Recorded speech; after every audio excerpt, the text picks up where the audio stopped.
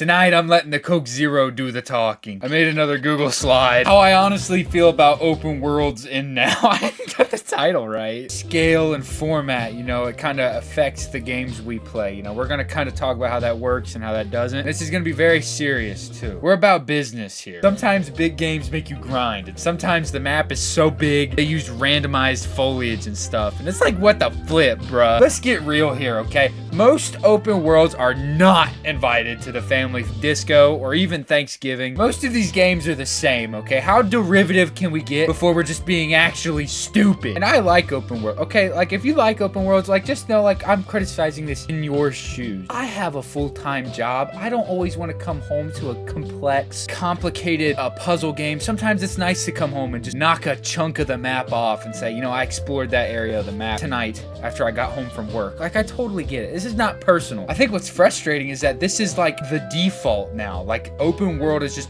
the default video game. And larger scale, in my opinion, is just no longer a selling point. Right now, to me personally, a video game with levels actually sounds more refreshing. I gotta stop talking with my hands. This isn't gonna work. I need another sip of Dr. Coke Zero. Take the edge off. Flip it. This video's an unhinged rant. Okay. I just keep asking myself, like, every time a new open world comes out, it's like, okay, do I have 80 hours to play this game? It's like, no, not really. Okay. Is this game doing anything better than the last game? The last open world game, at least? Probably not. Is it doing anything different? Does it have any new ideas? You know, not really. It's like, ooh, this one has a skill tree. They all have skill trees. And to be fair, if I'm sounding like way too critical right now, this is like the criticism slide. This is the slide to do that. I'm starting negative. I'm going to end positive, okay? I think this really is the flaw, though, is that open worlds are just big.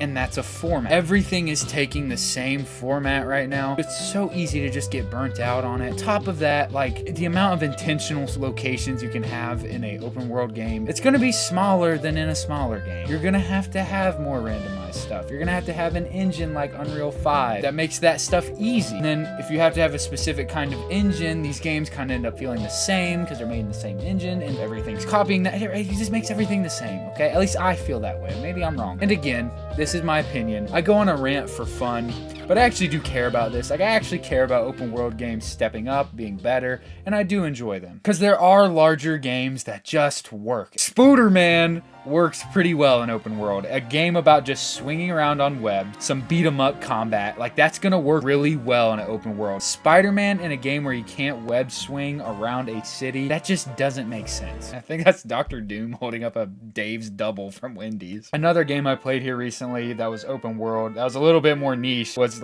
Sonic Frontiers. The game had way too many tutorials, but like Sonic in an open space, running around fast, like, yeah, that just makes sense. There's things that just excel in that format. Like, there's not gonna be a time where open world just doesn't excel at certain things. So this open world trend of the game industry, I think it's here to stay, at least in some sense. Like, how do you make a Spider-Man game and it's not open world? It's not impossible, but like, wouldn't it just make more sense to let him swing around the city? Doesn't that excel in that kind of format? And every now and then there's a game that comes out that's just the basic open world type game, but it's just like really good at it. I really don't know why, but I enjoyed Horizon a good bit. I know it's pretty much just the Ubisoft formula where they just dump stuff on the map and you go do it, but it's pretty good. It's pretty well made. Sometimes it does just kind of work. I think where I feel like open world games are really starting to lack is the restraint. Sometimes it's actually really hard as an artist, as a visionary, to know when to pull back. My dog is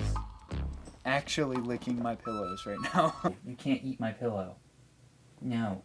Sometimes saying, no, this idea I did have does not fit the current vision of this project that I'm working on is actually really hard to say. Everybody wants to make the biggest, craziest game ever. Name one developer that wouldn't love to do that. I'm not a professional, like, developer, though, so I guess I don't know this. Look, guys, okay, sometimes less is more. Sometimes less is more focused, concise. Usually when a developer has a vision, but a small world to convey it, the things that have to stay stay, become more central. Look at any game that's just like retro and you can tell they had to cut back ideas. Like Wind Waker. Wind Waker is a great example. They said they cut like 2 or 3 dungeons for that game. Wind Waker is a pretty good Zelda. That's a very good game. Pokemon game that just came out not too long ago. It was like a small open world, and like I guess like it's this thing now when I just see small scale games, I'm just like a monkey when he sees banana pudding. I'm just like, ah, banana pudding. Ah! That's how I feel when I have a game that's just like not a billion hours long. This is probably, maybe other people don't relate to this as much as I think. Maybe I'm like just low-key wrong about all of this. Like a moth to a flame,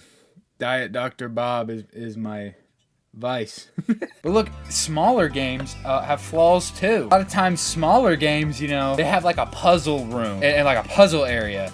But that's like all you can do in that area. It can make areas feel very one note. Whereas to like an open world game, some people like can get really immersed into a world and just like kind of walk around and wonder and do nothing. And the vibe and the atmosphere is enough, you know? There's just a little less room to just kind of do what you want. If you're the type of person who just likes to do what you want, you probably really like open world. Sometimes video games are kind of like, you know, sitting on the toilet. It's like, yeah, you go on the toilet to poop, but like I like to just sit and think a little as well, you know? Like I'm taking my time. It's like, yeah, I'm playing a game to beat it and I want to be accomplishing stuff, but like I like to take a step back too, you know. Same logic just applies to a game, you know. Let me accomplish things and then also kind of having that extra space to just get immersed. That's awesome. I will say that I'm just not personally always motivated this way. I like it when games are just really concise and make me feel like I'm a animal conquering things. I like that satisfaction of feeling like I accomplished a goal or a task. This is why I have a lot of criticisms for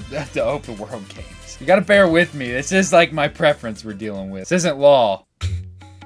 I just have a blank slide. Dude, this is so slapped together. Whoever made this slide, whoever's making this slide, where's my secretary? They're supposed to correct me on this. I blame the person under me. Oh, it's not. I just forgot I had an Among Us joke in here. Gotta talk about how this affects the gamers. This, again, my preference. I'm starting to really enjoy a nice 10-hour game that wraps itself up in a nice, neat bow. And I feel like other people are starting to feel this way too. A really good example of other people just kind of feeling this way about open world is Rise of the Ronin. This was a Sony first-party game. Big deal, right? When Sony drops a game. They drop a game like quarterly. It's like, what, 4 a year? Yeah, there's 4 quarters in $1. So I think that, but this big first party Sony game that's an open world sold like 1 million copies, or I think it was maybe 3 million at the most. I'll put the number on the screen. And it just didn't sell like crazy. Back like 10 years ago, developer like Sony, Nintendo, Bethesda, those big developers, they dropped an open world game that was like a big deal. That was like the game that year. Now it's just kind of feels like the standard. It's been so market tested. It sells so safely, you know, it's just so safe. I just think the days of every game being able to go open world successfully are kind of over. Like if Resident Evil just decided to go open world out of nowhere, I don't think that people would just hop on board like they would have 10 years ago. I don't think it'll work for every game series. I really don't. I think that open zone design and choosing to pull back, I think of like God of War comes to mind. It has a very sectioned off map. It has open areas, but then it has puzzle areas and side areas. I think those will be the games that'll at least have higher review scores because they'll just be able to set themselves apart a little bit easier. Even like Assassin's Creed, man. People used to get so hyped. The new Assassin's Creed Shadows, man, basically tanked Ubisoft. Like their stock is in the garbage now. How sustainable is this? People used to play Assassin's Creed because it was open world. Now it's like nobody cares. There's other problems with the series too, but like it's just me. Maybe I'm wrong. I don't know. Look, I totally get if you disagree with me. You know, people are motivated different. If you play games just to do whatever you want or go wherever you wanna go, then of course open worlds are for you. If you like whatever, then yeah. Who writes this stuff? Where's my secretary? Tony, make sure you edit in the smiley face. Get him in there. Come on now. Maybe I articulated some of your thoughts. Maybe I said the opposite of what you think. I'm here for the discussion, baby. With all that said, God bless you. I love you. And deuces.